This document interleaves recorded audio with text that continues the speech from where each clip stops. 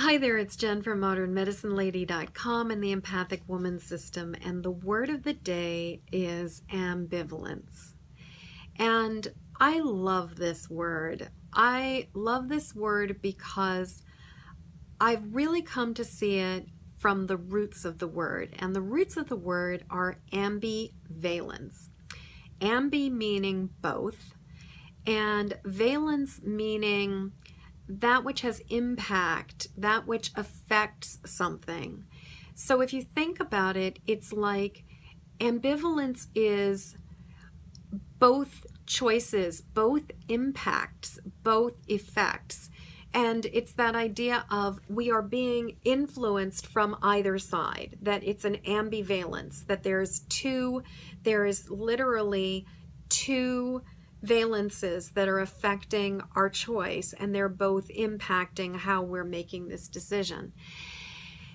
And I was working with somebody earlier who is really looking at a big decision, really looking at a big choice, and it really is one of those where they are in the middle of this ambivalence, this ambivalence, because either choice is going to have significant impact for the rest of their life. And so we were talking about how ways to move through the ambivalence, move through the ambivalence, and start getting to more clarity about what we want. And I was talking about how there's a couple things. One is you take some time and you envision the future. You envision the outcome of each decision. So you kind of like run the numbers and run the story forward and imagine what happens, and just in as much detail as possible, treating it as if it is occurring, you sort of play the movie in your head.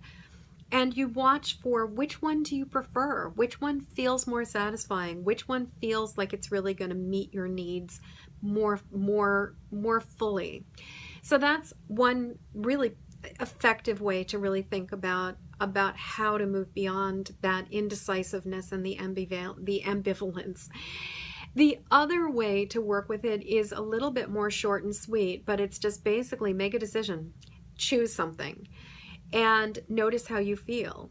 If you choose something and you immediately are disappointed and you're immediately feeling like it was the wrong choice, chances are that's giving you the answer you need and you want this to be the case.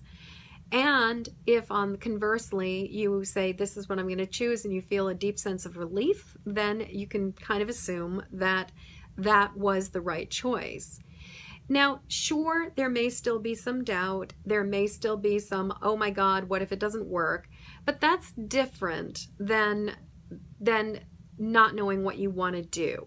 That's just having fear about stepping forward, in my humble opinion.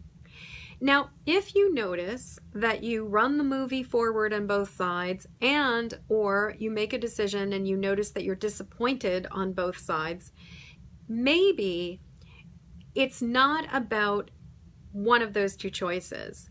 And the challenge that you're facing is that you've caught yourself between two choices in this ambivalence, and there really could be a completely different solution, a completely different option if you outside of the box, that would be a whole other way of thinking about it. And when I was in seminary years and years and years ago, I had this amazing teacher, who ended up being my advisor, who is sadly no longer with us.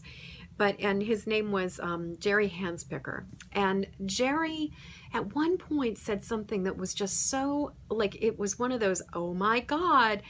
He said, anytime you find yourself caught between two choices, it tends to sort of narrow the way that we think.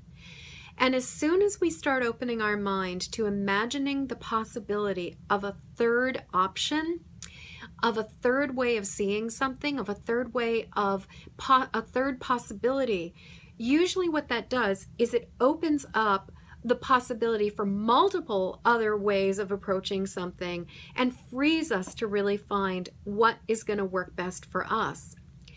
So the thing I love about ambivalence is creating space to start looking at all of the different parts, all of the different feelings, all of the different thoughts, all of the different ideas, and to start looking for, what do I really want? What would be the most effective solution if I wasn't constrained to these two choices? What would I make instead? So my question to you today is there something you're feeling ambivalence about? And if you're feeling ambivalence about it, what if there was a completely different solution? What if there was a different way of approaching it that could be even more satisfying? What would that be? If you could totally have your cake and eat it too, what would that look like for you?